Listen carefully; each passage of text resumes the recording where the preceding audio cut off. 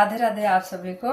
आज मैं एक परछन गीत गाने जा रही हूँ और मुझे आशा है कि ये गीत यूपी में जितने लोग फैजाबाद साइड से या सुल्तानपुर साइड से होंगे सबने ये गीत सुना होगा। और ये बहुत प्रचलित गीत है, सबकी शादी में गाया जाता है, खासकर परछन के टाइम जब परछन होती है दूल्हे की और दुल्हन जब घर में प्रवेश करती है पहली बार, तो उस मौके पर ये गीत गाया जाता है। अरे लोढ़ा वाले बउहारी लोढ़ा वाले लोढ़ावा सगुना शुभ होय धेरिया जे परली सजन घर अब बाबा सो सुख नींद धेरिया जे परली सजन घर अब बाबा सो सुख नींद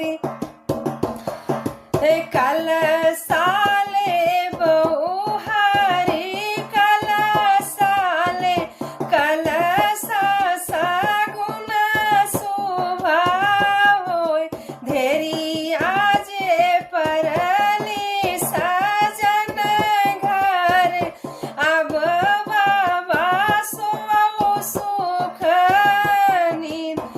अरे ढेल कीले बउहारी ढेल कीले ढेल की सगुन शुभ हो धेरिया जे परली सजन घर अब बाबा सो सुख नींद।